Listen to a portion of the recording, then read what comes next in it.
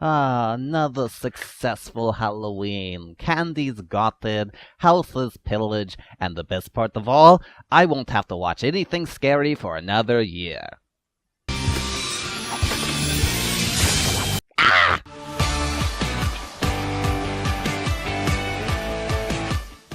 Greetings to the world of the internet. I am the great Matthew Squeak, and welcome to Squirrel Talk Review.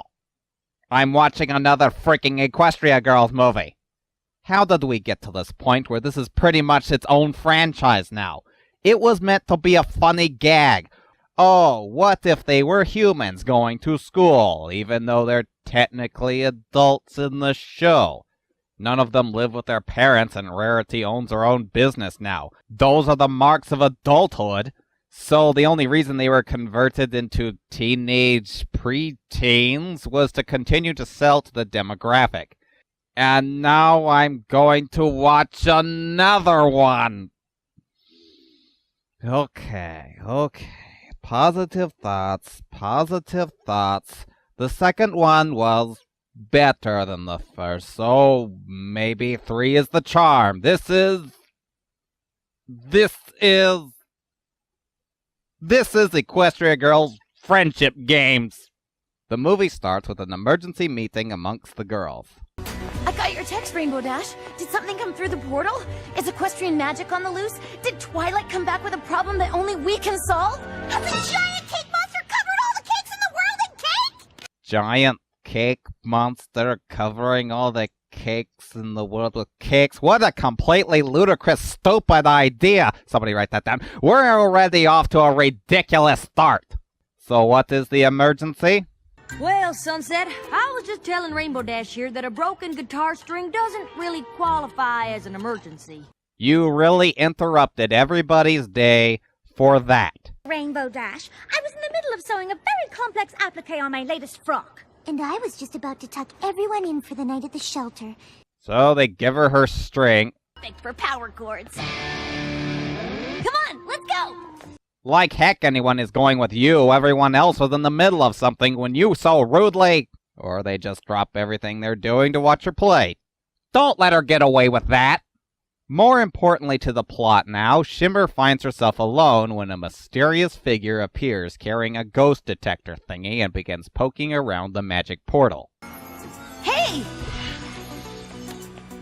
What are you doing? Wait! Stop!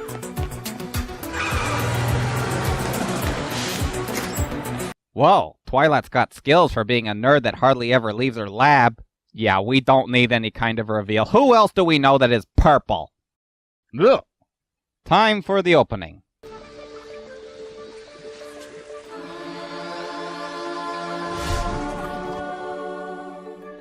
Okay, a little creepy, ominous. Kind of like... Wow, gee! That was not the tempo I was expecting with that opening. Kind of alright, though. We cut back to the main girls that decide the visitor is from their rival school, Crystal Prep. A play on Crystal Empire, I guess? And she was there to spy or prank for the upcoming, cheeseball-sounding, friendship games. Why would anyone take a bus all the way from the city for that? Because the Crystal Prep Shadow Bolts are our biggest rivals? Because that's just what the students at Crystal Prep would do. Because even though they beat us in everything... Weren't you banished to this realm a while ago? How is all this stuff new to you? This thing is so determined to continue to use the new girl on campus routine that it seemed to forget that Sunset Shimmer is not a new girl on campus. Twilight was. And she's not in this one.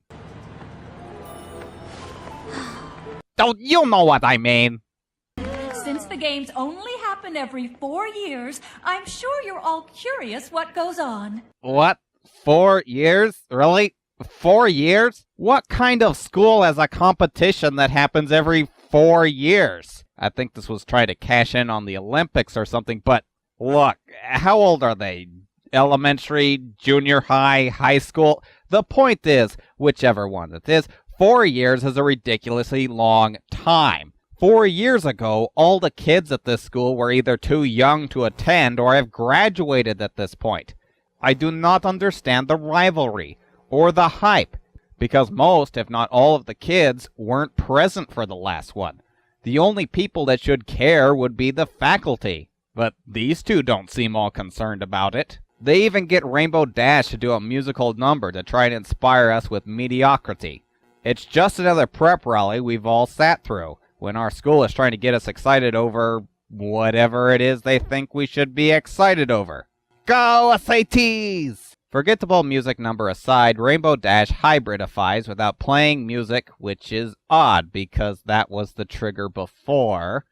I mean, you are awesome, but there's gotta be more to it than that, right? It just seems so random. Random. That is a good description of how stuff works in this franchise. Random.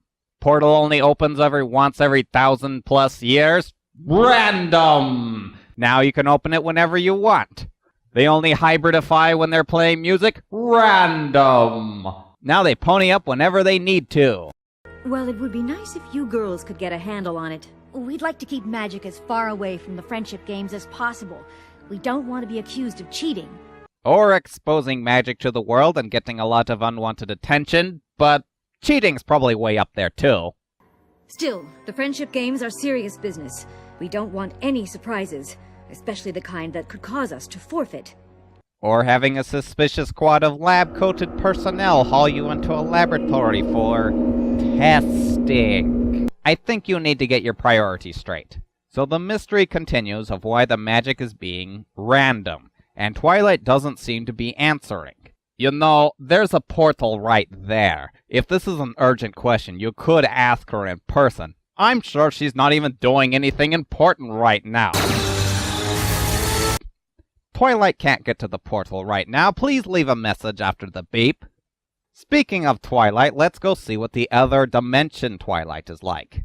Having a large case of anti-socialism besides her dog, Twilight is on a mission to prove magic real and harness its energy. She's even going out of her way to make sure people don't know what she's really studying. He's the focus of my research project. Human-canine cohabitation, effects and implications. That was actually proven a couple thousand years ago by a man named Ugg that made a wolf and said, "Nice doggy." We meet other dimension Cadence, who is not the principal. For some reason. Because after another forgettable mediocre song, we discover that the real principal is evil. Perspective on what? Why, the friendship games, of course. And not other dimensional King Sombra, but nobody really. Come on, this is the main antagonist, ruling over Crystal Prep / the Crystal Empire. Was this not gift-wrapped enough for you? Just listen to this scene. I understand you've applied. You see, one of the advantages of having a reputation is a certain amount of influence in such things. So, let me offer you a deal. In return for contributing your agile mind to these games, I will use my influence to guarantee your application is approved. Though I suppose I could also have it denied. What do you think I should do? Now just replace her with a guy, I don't know, use Jafar or something, slow down her speech and use the same dialogue, and you will have the awesomest villain My Little Pony has ever had. Except maybe Discord, because Discord is awesome. So now Twilight is an unwilling participant in the game, and bringing her dog along. I'm not really sure where to go. 1 second, Twilight. You could try the end of the line. What did you say? Just that someone as smart as you should definitely go first. So you only comment behind her back, and there's already people on the bus. Don't know. Wrong answer! Try again! Are we gonna win? Oh, I get it. We're going for a rivalry system, and we're introducing the rivals. We've got not Fluttershy, not Rainbow Dash. That was a really bad speech. You should consider not speaking in public. Not Rarity. Maybe it clears up later. Well, that one's obvious. You have gotta hear this! We take a moment of character bonding or whatever. Time on my hands. And since we don't know what the Friendship Games events are, I made a few options for uniforms. Pants! So far, this is kind of an improvement, but not really.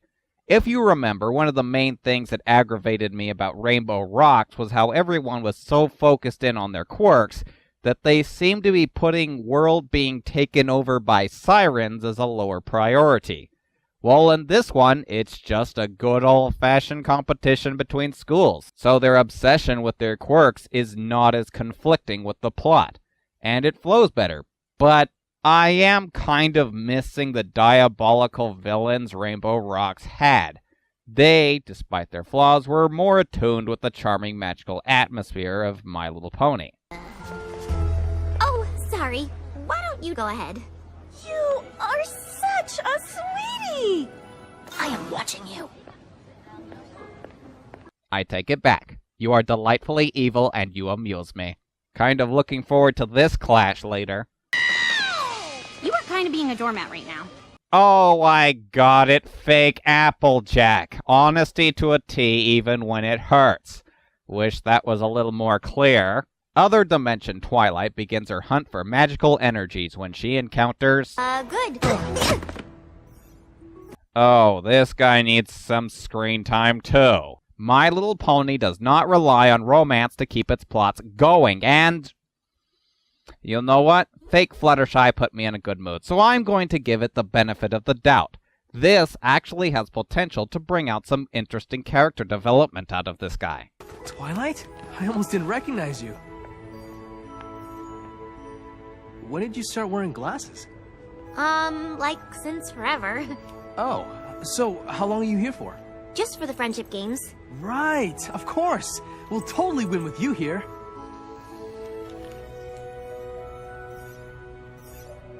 I gotta go. Okay.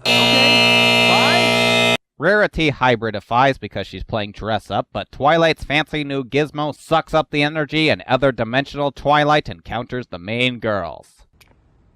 Twilight? Yes? Awkward. I didn't know Twilight had a twin sister. She doesn't. That Twilight is obviously the Twilight from this world, since it couldn't possibly be the Twilight from the Pony World, since the Twilight from the Pony World doesn't go to Crystal Prep or with glasses. Never mind. What do you mean, never mind? That made perfect sense. Ah! That made perfect sense!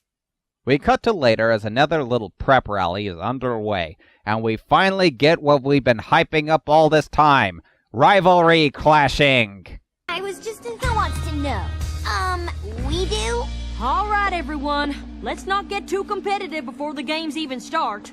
The games aren't really competitive since we've never lost. That's not a very nice thing to say. Sorry, dearie, but these games aren't about being nice. Well, you might use a little tact. Hope you enjoyed that, because that is the only time they ever verbally clash. What was the point? What was the point of making fake rarities and Fluttershies if this was the pinnacle of what you were going to do with them? What's that? It's sort of a spectrometer. I built it to track EM frequencies, but it can also contain anomalies.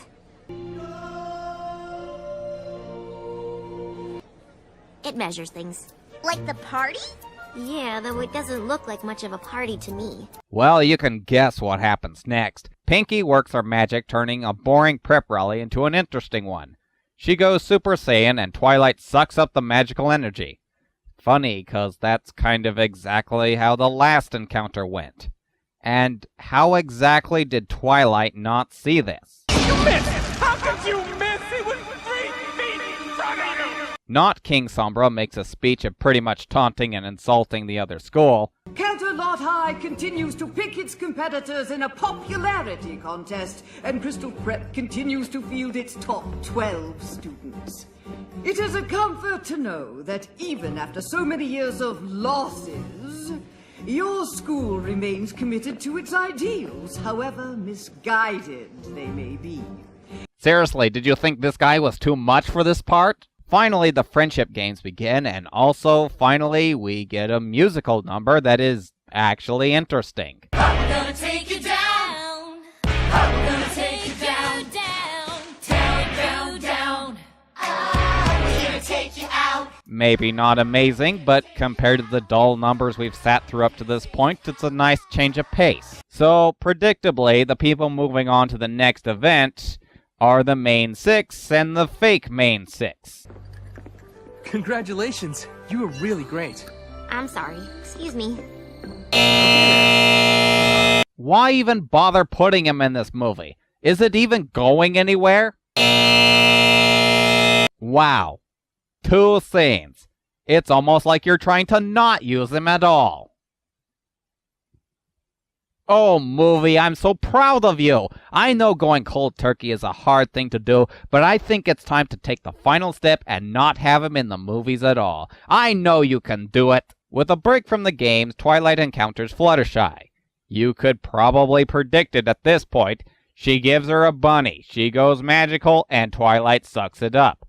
This is starting to get a little repetitive, and I can pretty much predict how the next few encounters are going to go. Do something else! Spike, are you okay? I think so. So that's why there were voice credit for Spike in the opening. This is stupid, ridiculous, and just a lame excuse to try and get it to behave more like the prior movies. But darn it, is this scene entertaining! Why did you run away like that? I don't know. Maybe it has something to do with the glowing girl, or the hole in space, or my talking dog. Yeah, weird, right? Not Sombra tells Twilight to spy on the magical girls, but that doesn't happen. The main 6 keep dwelling on the obvious magic bursts. And the pony or person or princess who could help me figure this out is completely unreachable now. Which is too bad, because Twilight knows everything about magic, and portals, and magical portals, and portable magics! Look, I know it's trying, but trying is not enough. Pinky's been kind of off through this whole thing. You make her jump around the screen like she's normally supposed to, but she has a reverse anti-logic method to her utter madness, and you don't seem to be grasping that properly. The next event is extreme sports, because everyone is well versed in these things. Am I the only one who thinks this is overkill? Look, when no one is supposed to know what the challenges are, then they are supposed to be able to be done by pretty much anyone, and are usually oddball challenges. It was just pure luck that some of these girls knew how to ride a motorized bike, and were you really expecting random students to just pick up archery and hit a small, moving bullseye? Twilight and Fluttershy certainly have trouble with that, and she got it by fluke. And Twilight can't even hit anything until Applejack gives her some pointers. See? I was telling you the truth. Oh, and I can pretty much tell you exactly what is about to happen. I don't even have to look at the screen. Watch, I'll cover my eyes. Due to her honesty, Applejack does her little magic thing and Twilight sucks up the energy. Yep, that's exactly what happened.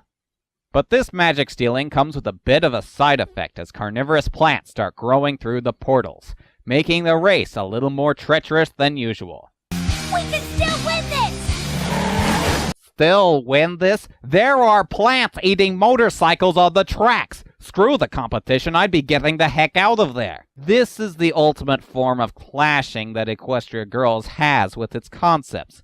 They're always trying to force their high school drama trope into the plot while still trying to keep the magical atmosphere from the original show. And this just demonstrates how little these two concepts are mixing in these things. Who in their right mind would keep racing when these things start appearing on the scene? And they kind of just ignore them. They ignore something that technically for this world is supposed to be impossible. The main 6 have gone up against a monster or two, but even the Crystal Prep principal treats this like a minor incident. Like this was just an unforeseen circumstance. Rain is an unforeseen circumstance. This is defying the logic of everything you know. Is everybody all right? Better than all right! We won!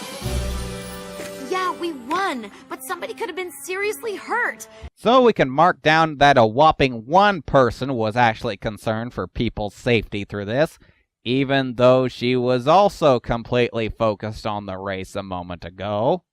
Twilight strikes again, this had better be the last time because she's out of victims, absorbs some more energy, and Sunset kind of loses it. You're supposed to be so smart, but did you ever think that you shouldn't be messing around with things you don't understand? But I want to understand! But you don't! And worst of all, you put the lives of my friends in danger! I'm sorry. Yes, we all know it was an accident, but I'd be pretty ticked off too. Marie Curie was trying to study and understand energy she didn't fully understand, and look what happened to her. The principals convene to decide how to proceed, and they're determined to win Cinch wants the games to continue, despite magic being real now. So the tiebreaker event goes underway, but our evil principal decides to unleash an ace in the hole. Be made to understand that even with magic at their disposal, beating Crystal Prep is simply not an option. What if they grow wings again? A fair question, though I believe we can now fight fire with fire. I've seen what your device can do, Twilight. Containing magical energy is fine, but have you considered releasing it? But I don't even understand how it works. But you'd like to.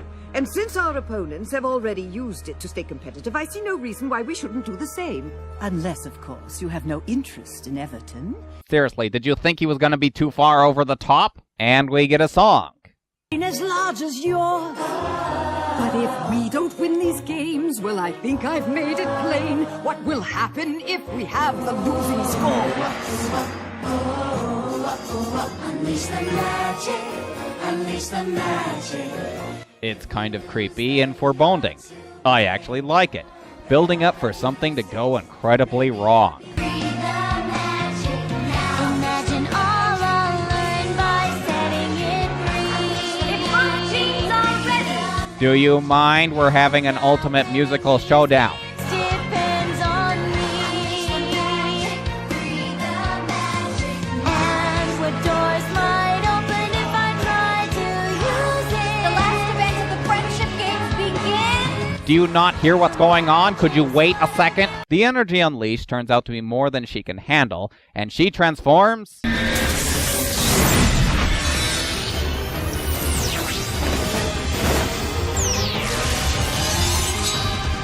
and looks kind of awesome, actually. Actually, Twilight was kind of a supervillain in the making, wasn't she? Didn't socialize much at all, obsessed with studying magic, and living up to her mentor. If the whole Luna incident didn't happen, she could have stayed in that little bubble until she completely snapped. So with Twilight going completely nuts, the fake main six decide they're good now. Not sure how, they didn't talk to anybody. In fact, they've hardly had any dialogue in this entire movie. It's not like they like Twilight, there's no indication of why a sudden change of heart. Shimmer confronts evil Twilight. I know you feel powerful right now, like you can have everything you want. I've been where you are. I've made the same mistake you're making. I put on a crown, and just like you, I was overwhelmed by the magic it contained. Now that you say that, isn't this sort of kind of exactly how the first movie concluded? They're even in the same place. Are you out of ideas at this point? Whatever, grab hands and blast the Skittles out of her already. Actually, Shimmer absorbs more magical energy from her friends, despite the gizmo having sucked it all up before, and she does...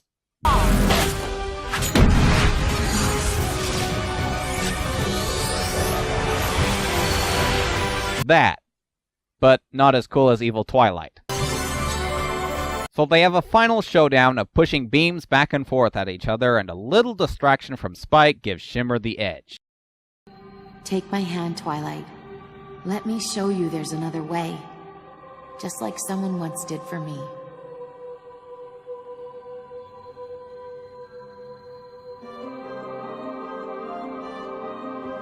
So, points off for using the same ending as the first movie, but you get some extra credit for doing it a little better. People are back to normal, but Not Sombra has to blow off some more hot air. Games. Clearly, CHS has had unfair advantage for quite some time, and it's certainly obvious that your students have been using magic for their own benefit. I'd like to think that saving the world benefits us all. At least they didn't manipulate Twilight into releasing all the stolen magic and turning into a power-crazed magical creature that tried to rip the world apart just to win a game. Yes, and at least you weren't participating in a song to manipulate Twilight into releasing all the stolen magic and turning into a power-crazed magical creature that tried to rip the world apart just to win a game. Oh, wait. You can't go around pushing the blame off onto somebody else. Fess up! And now the plot decides that magic is not supposed to exist.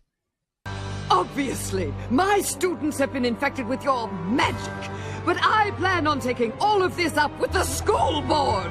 Good. I'm sure they would be very interested in hearing all about the magical students with wings. Oh, and the portals to different dimensions. And don't forget to tell them about the talking dog. Because that would never ruin your reputation. And people would think you're crazy because you saw something magical. You're hallucinating.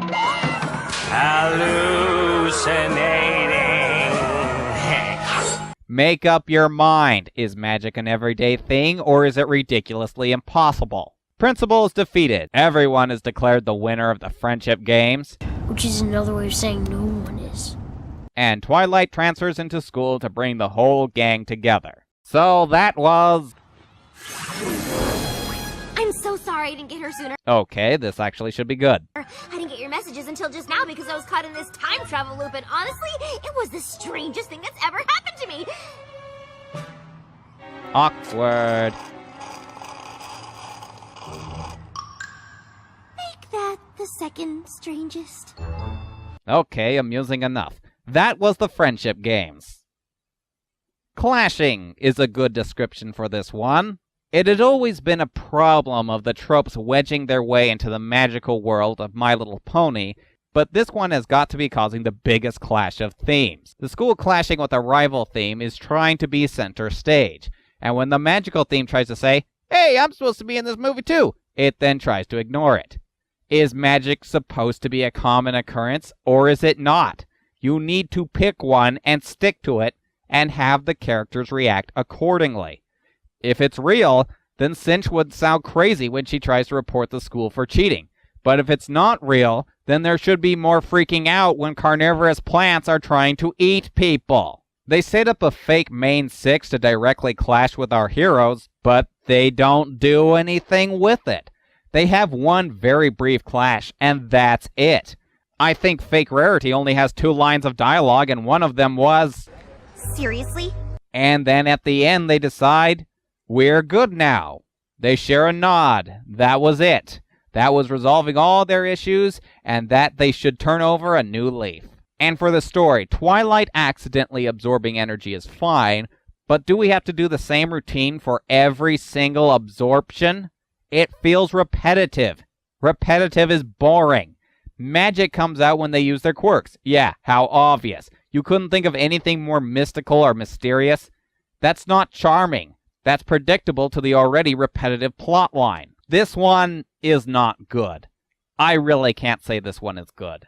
Kind of like the epic battle at the end, talking dog bit was funny, but really this one isn't good. If I have to say which one is the best so far, it was Rainbow Rocks.